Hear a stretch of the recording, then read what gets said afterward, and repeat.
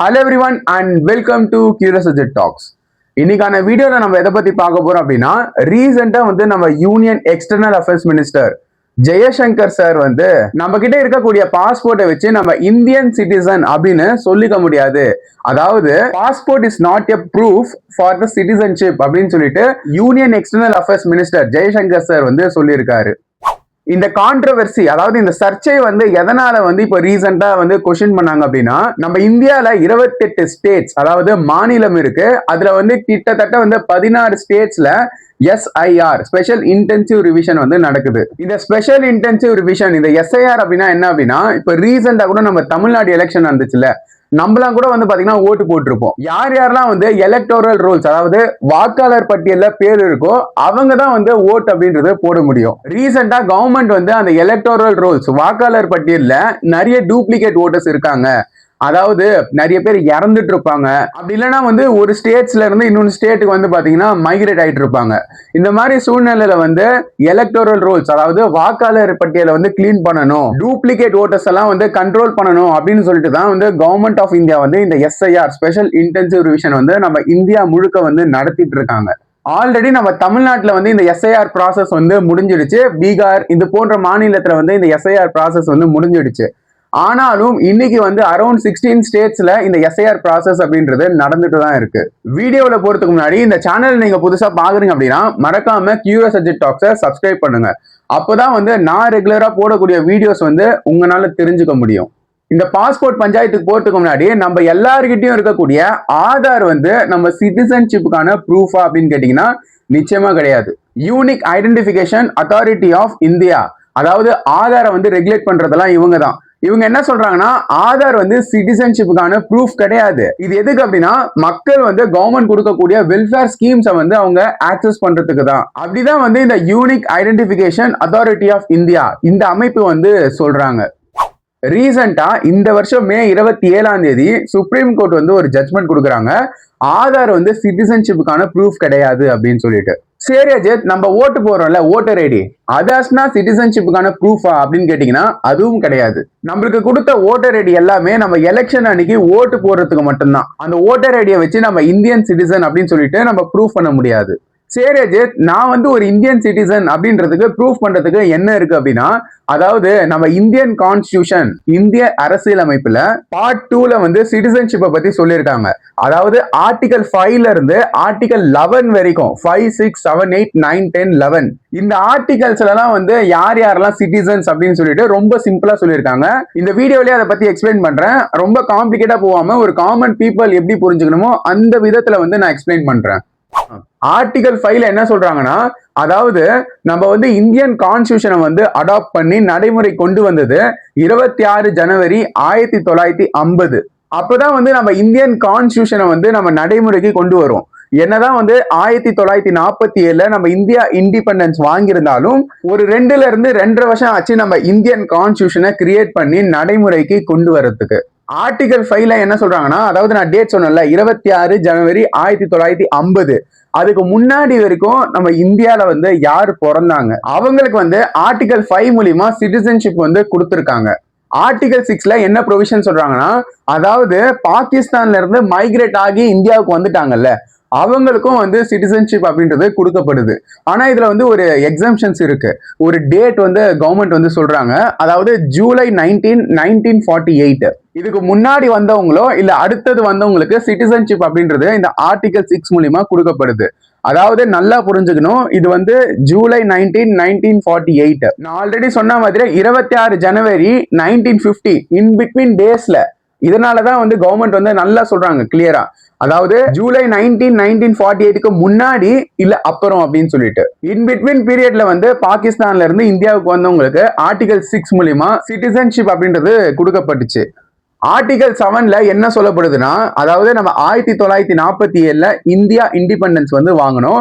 அந்த இண்டிபெண்டன்ஸ் வாங்கும் போது இந்தியா அண்ட் பாகிஸ்தான் அவங்களோட பார்டர் பாத்தீங்கன்னா இஷ்யூ ஏற்பட்டது. இந்த இஷ்யூனால நிறைய மக்கள் இறந்து போனாங்க, பெரிதளவுல பாதிப்பு ஏற்பட்டிருக்காங்க. அதாவது உமன்ஸ் எல்லாம் ரேப் பண்ணப்பட்டிருக்காங்க. இதெல்லாம் தான் நம்ம வரலாறுல இருந்து தெரிஞ்சுக்கிறோம்.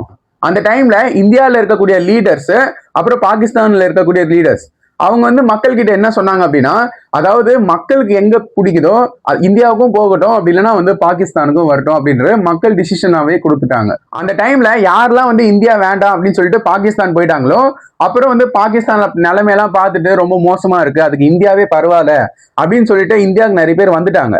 அப்படி வந்தவங்களுக்கு நம்ம இந்தியன் சிட்டிசன்ஷிப் அப்படின்றது ஆர்டிகல் 7 மூலியமா கொடுக்குறாங்க. ஆர்டிகல் 8ல என்ன சொல்றாங்கன்னா, அதாவது நம்ம இந்தியா வந்து 1947 சுதந்திரம் வாங்கணும் அப்படின்னு சொன்னேன். நம்ம இந்தியா இண்டிபெண்டன்ஸ் வாங்கும்போது பிரிட்டிஷ் தான் வந்து பாத்தீங்கன்னா ரூல் பண்ணிட்டு இருந்தாங்க.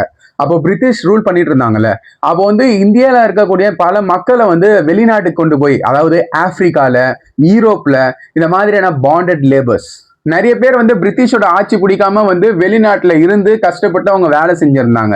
ஏன்னா பிரிட்டிஷோட ஆக்டிவிட்டிஸ் வந்து அவ்வளவு கொடுமையா இருந்துச்சு. அதனால தாங்கிக்க முடியாம வந்து ஃபாரின் நேஷன்ஸ்ல வந்து போயிட்டாங்க. யூரோப்பு, ஆப்பிரிக்கா இது போன்ற நாடுகள்ல. இப்ப அவங்க எல்லாம் வந்து இந்தியாவுக்கு வந்தா அவங்களுக்கு வந்து சிட்டிசன்ஷிப் அப்படின்றது கொடுக்கப்பட்டுச்சு. அதாவது ஆர்டிகல் 5, 6, 7, 8 இந்த 4 ப்ரொவிஷன் இருக்குல்ல, இந்த 4 ப்ரொவிஷனுக்கு தான் இந்த டேட் அப்படின்றது சூட்டபிள் ஆகும். 26 ஜனவரி 1950. இந்த டேட்டுக்குள்ள யார் யாரெல்லாம் வந்து இந்தியாவுக்கு வந்தாங்களோ அவங்களுக்கு எல்லாம் வந்து கவர்மெண்ட் ஆஃப் இந்தியா வந்து சிட்டிசன்ஷிப் அப்படின்றது கொடுக்கப்பட்டுச்சு. சரி அஜித், நம்ம பேரண்ட்ஸ் எல்லாம் வந்து 1950 மேலதானே பிறந்திருப்பாங்க, அவங்களுக்கு எல்லாம் எப்படி சிட்டிசன்ஷிப் கொடுத்தாங்க அப்படின்னு கேட்டீங்கன்னா, 26 ஜனவரி 1950 மேல பிறந்தவங்களுக்கு அதுக்கு தனியா வந்து ஆக்ட் ஒன்னு கொண்டு வந்தாங்க. அதுதான் வந்து சிட்டிசன்ஷிப் அமெண்ட்மெண்ட் ஆக்ட் 1955. அந்த ஆக்டோட ப்ரொவிஷன்ஸ்ல தான் வந்து கொடுத்திருப்பாங்க யார் யாரெல்லாம் இந்தியன் சிட்டிசன்ஷிப் குள்ள வரமாட்டாங்க அப்படின்னு. இந்த வீடியோவை ஸ்கிப் பண்ணாம பாருங்க, அந்த ஆக்டை பத்தி நான் இப்ப பேசுறேன். ஆர்டிகல் 9 மூலியமா என்ன சொல்றாங்கன்னா, voluntary acquisition of foreign citizenship. நம்ம இந்தியா வந்து சிங்கிள் சிட்டிசன்ஷிப் அப்படின்ற கூடிய ஒரு மாடல் தான் ஃபாலோ பண்ணிட்டு வந்துட்டு இருக்கோம். அதாவது இப்ப நான் வந்து ஒரு இந்தியன் சிட்டிசன் அப்படின்னு சொல்லிட்டு ப்ரூவ் பண்ணிட்டேன் அப்படின்னா, நான் வேற ஏதோ ஒரு நாட்டுல போயிட்டு சிட்டிசன்ஷிப் வந்து வாங்க முடியாது. ஃபார் எக்ஸாம்பிள், நான் வந்து ஒரு இந்தியன் சிட்டிசன், நான் இப்ப போயிட்டு வந்து அமெரிக்கால வந்து சிட்டிசன்ஷிப் வந்து வாங்க முடியாது. ஒருவேளை நான் அமெரிக்கால போயிட்டு சிட்டிசன்ஷிப் வாங்கிட்டேன் அப்படின்னா என்னோட இந்தியன் சிட்டிசன்ஷிப் வந்து கவர்மெண்ட் ஆஃப் இந்தியா வந்து வாங்கிப்பாங்க. ஆனா கனடா, யூஎஸ்ஏ, அமெரிக்கா இது போன்ற நாடுகள்ல வந்து டூயல் சிட்டிசன்ஷிப், அதாவது அமெரிக்கால வந்து ஒருத்தர் சிட்டிசனா இருக்காரு அப்படின்னா இப்ப கனடாலயும் வந்து அவர் சிட்டிசன்ஷிப் வந்து வாங்கிக்க முடியும். அந்த நாட்டுல அந்த சட்டங்கள் அப்படி, நம்ம இந்தியால வந்து சிங்கிள் சிட்டிசன்ஷிப் தான் வந்து ஃபாலோ பண்ணிட்டு வந்துட்டு இருக்கோம். ஆர்டிகல் 10 வந்து கண்டினியூஸ் ஆஃப் சிட்டிசன்ஷிப், அதாவது கவர்மெண்ட் வந்து லாஸ் கொண்டு வந்தாங்கன்னா அதை பேஸ் பண்ணி வந்து மக்கள் வந்து சிட்டிசன்ஷிப் வந்து கிளைம் பண்ணிப்பாங்க. Article 11 parliament can regulate the citizenship through law. நம்ம டெல்லியில இருக்கக்கூடிய பார்லிமெண்ட், அதாவது பாராளுமன்றம் சட்டங்கள் வந்து கிரியேட் பண்ணிட்டாங்க அப்படின்னா அந்த சட்டம் படி வந்து சிட்டிசன்ஷிப் அப்படின்றத கொடுப்பாங்க. அப்படிதான் வந்து சிட்டிசன்ஷிப் ஆக்ட் 1955 வந்து கொண்டு வந்தாங்க. சிட்டிசன்ஷிப் ஆக்ட் 1955ல சில ப்ரொவிஷன்ஸ்லாம் கொடுக்கப்படுது. அந்த ப்ரொவிஷன்ஸ்லாம் வந்து யார் வந்து சாட்டிஸ்ஃபை பண்றாங்களோ அவங்க தான் வந்து இந்தியன் சிட்டிசன்ஸ் அப்படின்னு சொல்லிக்க முடியும். அந்த 5 ப்ரொவிஷன்ஸ் என்ன அப்படின்னு பாத்தீங்கன்னா, ஃபர்ஸ்ட் வந்து பர்த், யார் யாரெல்லாம் வந்து நம்ம இந்தியன் சாயிலே பிறந்திருக்காங்களோ அவங்களுக்கு வந்து சிட்டிசன்ஷிப் அப்படின்றது கொடுக்கப்படும். ரெண்டாவது வந்து டெசன்ட், அதாவது பரம்பரை. இப்போ வந்து நான் வந்து அமெரிக்கால பிறந்துட்டேன்னு வச்சுக்கோங்களேன், ஆனா வந்து நான் இந்தியால வந்து இந்தியன் சிட்டிசன்ஷிப் வாங்கணும் அப்படின்னு ஆசைப்பட்டேன்னா நான் வந்து எங்களோட பரம்பரை, அதாவது என்னோட தாத்தா இல்ல பாட்டி அவங்க வந்து பாத்தீங்கன்னா இந்தியால தான் இருந்தாங்க அப்படின்னு சொல்லிட்டு ப்ரூஃப் பண்ணிட்டா போதும். இந்த ரெண்டாவது கேட்டகரியான டெசன்ட் அப்படின்ற கேட்டகரியில நான் சிட்டிசன்ஷிப் வந்து வாங்கிக்க முடியும். மூணாவது வந்து ரெஜிஸ்ட்ரேஷன் மூலியமா. ஃபார் எக்ஸாம்பிள், நான் வந்து அமெரிக்கால போயிட்டு அமெரிக்காவோட சிட்டிசன்ஷிப் வந்து வாங்கிட்டேன், எனக்கு மேரேஜ் ஆயிடுச்சு, என்னோட பசங்க வந்து இந்தியால வந்து சிட்டிசன்ஷிப் வாங்கணும் அப்படின்னு நினைச்சாங்கன்னா அவங்க வந்து ப்ரூவ் பண்ணணும் எங்க பேரண்ட்ஸ் வந்து இந்தியால தான் இருந்தாங்க அப்படின்னு. அப்படி வேணா இந்த ரிஜிஸ்ட்ரேஷன் மூலியமா சிட்டிசன்ஷிப்பை வந்து கிளைம் பண்ணிக்க முடியும். நாலாவது வந்து நேச்சுரலைசேஷன், அதாவது ஒரு நபர் வந்து சிட்டிசன்ஷிப் வாங்கணும் அப்படின்னு நினைக்கிறாருன்னா 11 இயர்ஸ் வந்து இந்தியால இருந்திருக்கணும். அவர் எப்ப போய் சிட்டிசன்ஷிப் வந்து அப்ளை பண்றாரோ அந்த டைம்ல கடைசி 12 மாசம் வந்து அவர் இந்தியாலேயே இருந்திருக்கணும்.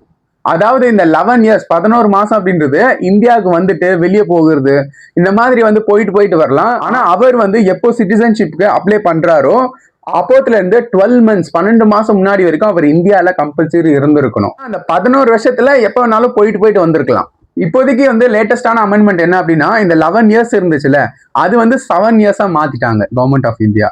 கவர்மெண்ட் ஆஃப் இந்தியா நினைச்சா, அதாவது சென்ட்ரல் கவர்மெண்ட் நினைச்சா வந்து இந்த டைம் டியூரேஷன்லாம் இல்லாம ஒருத்தருக்கு வந்து நேச்சுரலைசேஷன் மூலியமா சிட்டிசன்ஷிப்பை வந்து கொடுக்க முடியும். சரி அஜித், இதுக்கு முன்னாடி வந்து நேச்சுரலைசேஷன்ல கொடுத்துருக்காங்களான்னா எஸ், ஆப்வியஸ்லி கொடுத்துருக்காங்க. மதர் தெரேசா இருக்காங்கல்ல, அவங்கலாம் வந்து நேச்சுரலைசேஷன் மூலியமா தான் சிட்டிசன்ஷிப் வந்து வாங்கினாங்க. அப்புறம் தலாய்லாமா, இந்த தலாய்லாமா வந்து சைனாவை சேர்ந்தவர் தான்.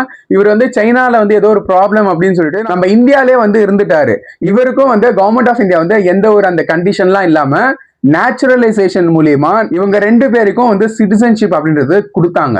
அஞ்சாவது வந்து இன்கார்பரேஷன் ஆஃப் டெரிட்டரி, அதாவது 1961ல வந்து இந்தியாவில் இருக்கக்கூடிய கோவா வந்து போர்ச்சுகீஸ் கண்ட்ரோல்ல தான் இருந்துச்சு. அதுக்கப்புறம் கவர்மெண்ட் வந்து மிலிட்டரி போர்சஸை யூஸ் பண்ணி தான் கோவாவை வந்து கேப்சர் பண்ணாங்க. இந்த 5வது ப்ரொவிஷன்ஸ் என்ன சொல்லுதுன்னா, கவர்மெண்ட் வந்து எந்த டெரிட்டரியை வந்து கேப்சர் பண்ணுதோ அந்த டெரிட்டரியில இருக்கக்கூடிய மக்கள் வந்து இந்தியன் சிட்டிசன்ஷிப் வந்து கொடுக்கப்படும். ஃபார் எக்ஸாம்பிள், இப்ப இருக்கக்கூடிய ஸ்ரீலங்கா வந்து ஒரு தனி கண்ட்ரி தான். ஒருவேளை ஃபியூச்சர்ல வந்து ஸ்ரீலங்கா வந்து இந்தியா கண்ட்ரோல்ல வந்துடுச்சு அப்படின்னா, இப்ப இருக்கக்கூடிய ஸ்ரீலங்கா மக்கள்லாம் வந்து இந்தியன் சிட்டிசன்ஷிப் அப்படின்ற கூடிய ஐடென்டிட்டி வந்து கொடுக்கப்படும். இப்ப நான் சொன்ன 5 ப்ரொவிஷன் தான் வந்து த சிட்டிசன்ஷிப் ஆக்ட் 1955ல வந்து கொடுக்கப்பட்டிருக்கு. இப்படிதான் வந்து கவர்மெண்ட் ஆஃப் இந்தியா வந்து 1950க்கு மேல பிறந்தவங்களுக்கு சிட்டிசன்ஷிப் வந்து கொடுத்துட்டு வந்துட்டு இருக்காங்க. இந்த வீடியோவை நிறைய பேருக்கு ஷேர் பண்ணுங்க. ஏன் சொல்றேன் அப்படின்னா, ரீசெண்டா வந்து நம்ம external affairs minister Jaishankar sir வந்து பாஸ்போர்ட்லாம் வந்து சிட்டிசன்ஷிப்கான ஐடென்டிட்டி கிடையாது, ஓட்டர் ஐடியும் கிடையாது, ஆதாரும் கிடையாதுன்னு சொல்லும் போது மக்களுக்கு வந்து என்ன பண்றதுன்னு தெரியல. அப்ப என்னதான் வந்து சிட்டிசன்ஷிப்கான ப்ரூஃப் அப்படின்றது நிறைய பேருக்கு வந்து சரியா தெரியல.